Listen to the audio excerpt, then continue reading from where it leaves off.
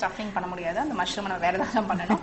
So அதனால அந்த stem எடுக்கும்போது ரொம்ப கேர்ஃபுல்லா உள்ள உங்களுக்கு வந்து அந்த இடம் கிடைக்கிற மாதிரி, வேற வெளிப்பக்கம் எங்கேயுமே வந்து கிராக்கோ எதுவும் விழாத மாதிரி. ஆமா, யூஸ்வலா ஈஸியா வந்துரும் ஸ்டெம், சில சமயம் ரேர்லி இட் ஸ்டிக்ஸ் கீழே. ஸோ இப்போ நம்ம வந்து அழகா கேப்சிகம் வந்து ஸ்டஃப் பண்ணியாச்சு பாருங்க. ஸ்டஃப் பண்ணியாச்சு, அரேஞ்சும் பண்ணியாச்சு.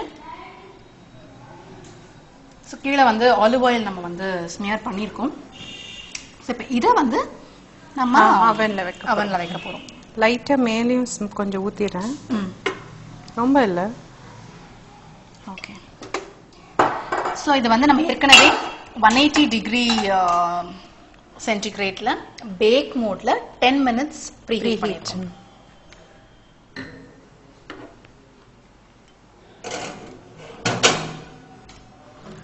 இது ஒரு 15 to 20 minutes ஆகும். நான் 20 minutes வைக்கிறேன்.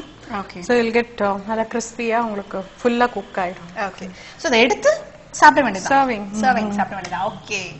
ஸோ நம்ம வந்து ஃபில்லிங் ரெடி பண்ணிட்டோம்னா ஈஸி தான், வெரி ஈஸி. அதை நம்ம வந்து ஓவன்ல வச்சுட்டோம்னா இப்போ நம்ம வேலையை வேற ஏதாவது பார்க்கலாம். நிச்சயமா, அவ்வளவுதான். இது ஒன் ஆஃப் தி appetizer டன், அவ்வளவுதான். ஸோ இது 20 minutes ஆகும்னு சொன்னாங்க. அதே 180 டிகிரி சென்டிகிரேட்ல தான் பேக் மோட்ல வச்சிருக்கோம் 20 minutes. ஸோ 20 நிமிஷத்துக்கு அப்புறம் இது எப்படி இருக்கு அப்படிங்கறத சர்வ் பண்ணும்போது டேஸ்ட் பண்ணி பார்க்கலாம். ஸோ அது வரைக்கும் வெயிட் பண்ணலாம். நம்மளுடைய ஸ்டஃப்ட் மஷ்ரூம்ஸ் ரெடி ஆயிடுச்சு. ஸோ இது வந்து ஒரு 20 minutes தேவைப்படுது இல்லையா? 20 minutes எக்ஸாக்ட். நம்ம வச்சதுக்கு 20 minutes ஆயிடுச்சு. ஓகே. எடுக்கலாமா?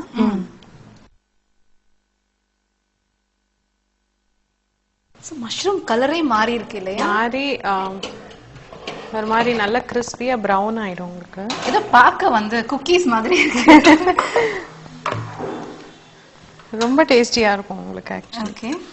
அந்த ஸ்டஃபிங்கோட வாசனை. ஆமா. சோ இது பாக்கும்போது இப்ப யாருமே மஷ்ரூம்னு சொல்ல மாட்டாங்க. நிச்சயமா சொல்ல மாட்டாங்க. அது மேல பஃப் ஆயி வந்திருக்கு பாருங்க. ஆமா. அண்ட் அது மட்டும் இல்லாம அந்த ஸ்டஃபிங் வந்து எந்த இடத்துலயுமே பிரேக் ஆகி வெளிய வரல இல்லையா? கரெக்ட். சோ நம்ம ஓவன்ல வச்சதனால அது அப்படியே எப்படி வச்சோமோ அப்படியே இருக்கு. ஆமா. இந்த பார்ட்டி appetizerக்குலாம் ரொம்ப ஆப்டா இருக்கும் ஆக்சுவலி. ஓகே. சோ நம்மளுடைய ஸ்டஃப்ட் மஷ்ரூம்ஸ் ரெடி ஆயிடுச்சு. பாத்தீங்கன்னா அந்த மஷ்ரூம் நம்ம வைக்கும்போது நல்ல வெள்ளை கலர்ல இருந்தது. இப்ப எல்லாமே சேர்ந்து அப்படியே ப்ரௌன் கலர் ஆயிடுச்சு இல்லையா? ஓகே. இது வந்து ஒரு appetizerன்னு சொன்னீங்க இல்லையா மேம்? இதை வந்து ஒரு ஸ்டார்டரா யூஸ் பண்ணலாம். ஏதாவது ஒரு ரைஸோட நம்ம சைடு டிஷ்ஷா கூட சாப்பிடலாமா? ஓ யா, நம்ம இஷ்டம் தான் ஆக்சுவலி. ஒரு லிக்விட் கிரேவி இருந்தது, இது வச்சு அப்படியே சாப்பிடலாம். ஓகே. இது வந்து டிப்பிங் ஏதாவது தேவைப்படுமா இதுக்கு? இதுக்கு ஒண்ணுமே தேவைப்படாது. If you want ketchup use பண்ணலாம், அவ்வளவுதான். ஆக்சுவலி அப்படியே நல்லா இருக்கும். ஓகே. இதை டேஸ்ட் பண்ணி பார்க்கலாமா? ஷூர்.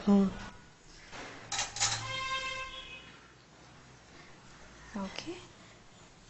நல்ல சாஃப்ட் ஆயிடுச்சு, நல்லா வெந்தும் வெந்துருச்சு இல்லையா? சோ நல்லா இதெல்லாம் வந்து சின்ன சின்ன சைஸா இருக்குறதுனால அந்த மஷ்ரூம்ஸ் அப்படியே கூட சாப்பிடலாம். அப்படியே ஃபுல்லா வாயில போட்டுக்கலாம். யூசுவலா they keep carrying around in the plate. அப்படியே எடுத்து சாப்பிடுவாங்க டிஷ்யூ மேல வச்சு. ரொம்ப டேஸ்டியா இருக்கு. அண்ட் பிரெட் க்ரம்ஸ் இருக்கிறதுனால அந்த ஸ்டஃபிங் வந்து கொஞ்சம் கிறிஸ்பியா இருக்கு. அண்ட் மஷ்ரூம்ஸ் ரொம்ப சாஃப்டா இருக்கு. ஆமா, அது இதுவா இருக்கும்ல, ஈச் அது நல்ல மேட்ச் ஆகுது. ஆமா, ரொம்ப நல்லா இருக்கு. அண்ட் ஸ்டஃபிங் வந்து ரொம்ப வித்தியாசமான ஸ்டஃபிங். ஆமா, சிம்பிள் டிஃபரண்ட் ஸ்டஃபிங். ஏன்னா பிரெட் க்ரம் சேர்த்ததுனால அந்த கிறிஸ்பினஸ் நமக்கு கிடைக்குது அதுல. கரெக்ட். ஆமா, ரொம்ப நல்லா இருக்கு. ஸோ இதுக்கு முன்னாடி வேற விதமான ஸ்டஃபிங்ஸ் எல்லாம் கூட நம்ம பார்த்துருக்கோம். அந்த மாதிரி ஸ்டஃப்ட் ஐட்டம்ஸ் கூட நம்ம சாப்பிட்டுருக்கோம். பட் இருந்தாலும் இது வந்து நினைச்சே பார்க்க முடியாத அளவுக்கு ரொம்ப வித்தியாசமா இருக்கு.